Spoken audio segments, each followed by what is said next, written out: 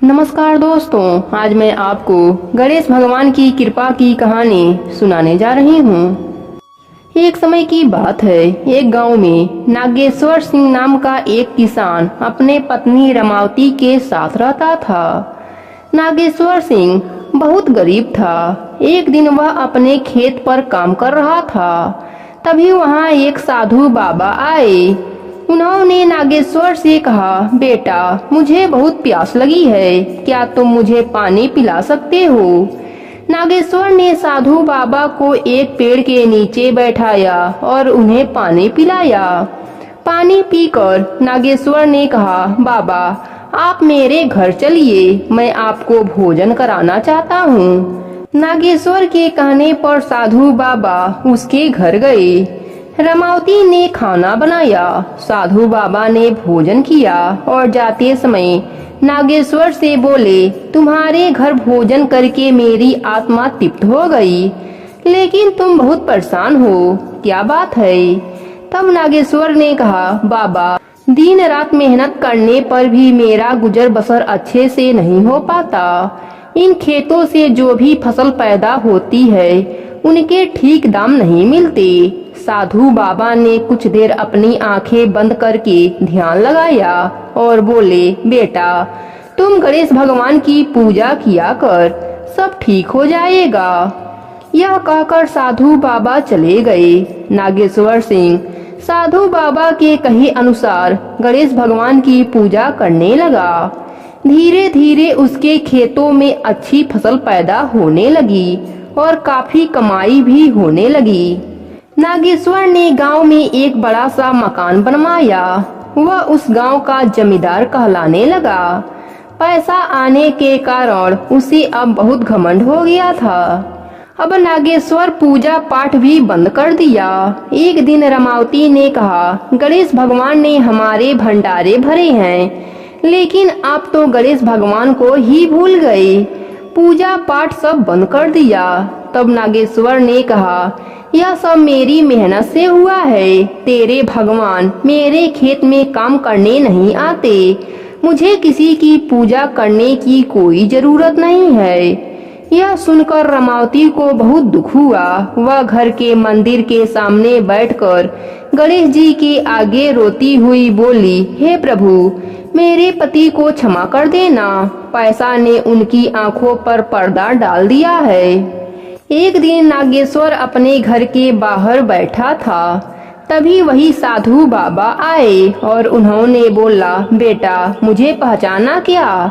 मैं बहुत साल पहले आया था, तुमने मुझे भोजन कराया था। यह सुनकर नागेश्वर ने कहा, अरे न जाने कितने साधु आते रहते हैं, आपको पैसे चाहिए तो ले लो। यह कहकर उसने साधु बाबा के पैसा बढ़ा दिया। तब साधु बाबा ने कहा, बेटा, मैं साधु हूँ, प्रेम और सम्मान का भूखा हूँ, पैसे का नहीं।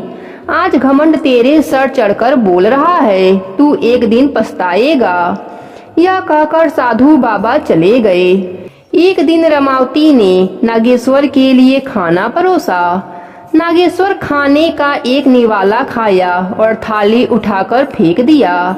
उसने गुस्से से कहा, यह कोई खाना है? ऐसा खाना तो घर के नौकर भी नहीं खाते। रमावती ने रोते हुए कहा, खाना फेंककर आपने अच्छा नहीं किया, आपको अन्य का अपमान नहीं करना चाहिए था। नागेश्वर गुस्से में उठकर चला गया। इसी तरह कुछ समय बीत गया। एक दिन रमावती नागेश्वर को जगाने आई। नागेश्वर बिस्तर से उठ ही नहीं पा रहा था, उसका आधा शरीर काम नहीं कर रहा था। रमावती घबरा गई। उसने गांव के वैद्य से लेकर नगर के वैद्य से इलाज कराया, लेकिन नागेश्वर की तबीयत ठीक नहीं हो रही थी। घर में रखा सारा पैसा नागेश्वर के इलाज में खर्च हो गया। खेतों पर जो मजदूर काम करते थे, उन्हें मजदूरी नहीं मिला तो वह खेतों को ले लिए। एक दिन रमावती ने नागेश्वर के इलाज के लिए घर भी बेच दिया और वह अपने पुराने झोपड़े में रहने लगी। नागेश्वर बिस्तर पर पड़े पड़े रोता रहता। उसका सारा घमंड चला गया। एक दिन रमावती नागेश्वर के लिए दवा लेने जा रही थी। तभी उसने देखा एक पेड़ के नीचे वही साधु बाबा ध्यान लगाए बैठे थे। रमावती ने जाकर उनके पैर पकड़ लिए और रोने लगी। साधु बाबा के पूछने पर उसने सारी बात बताई।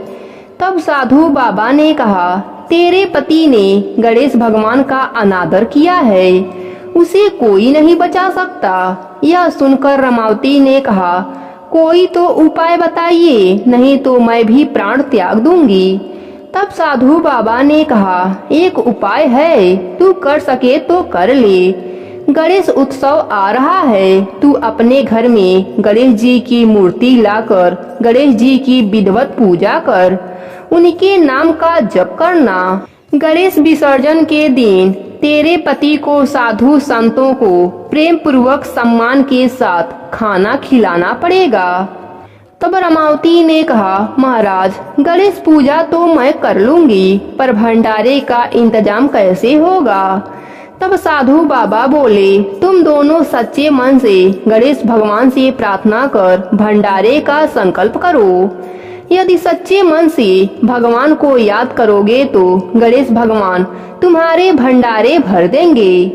रमावती घर आकर गणेश उत्सव का पूरा इंतजाम किया और 12 दिनों तक व्रत रहकर गणेश जी का जाप करती रही।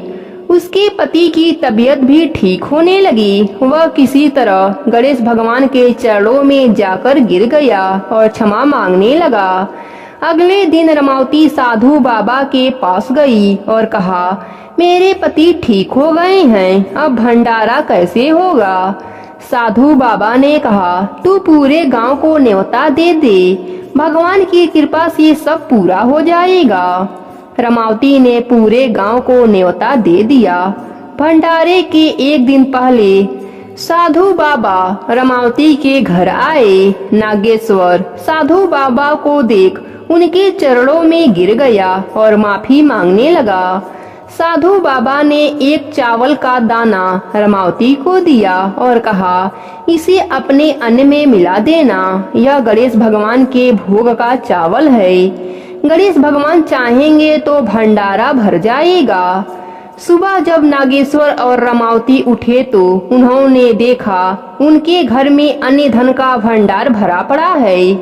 दोनों ने गणेश भगवान को भोग लगाया और भंडारा शुरू किया। पूरा गांव खाना खा चुका था, फिर भी अन्न खत्म नहीं हो रहा था। गणेश भगवान की कृपा से उनके भंडार सदा के लिए भर गए थे। हे गणेश भगवान, अपने सभी भक्तों पर अपनी कृपा बनाए रखना। प्रेम से बोलिए गणेश भगवान की जय हो।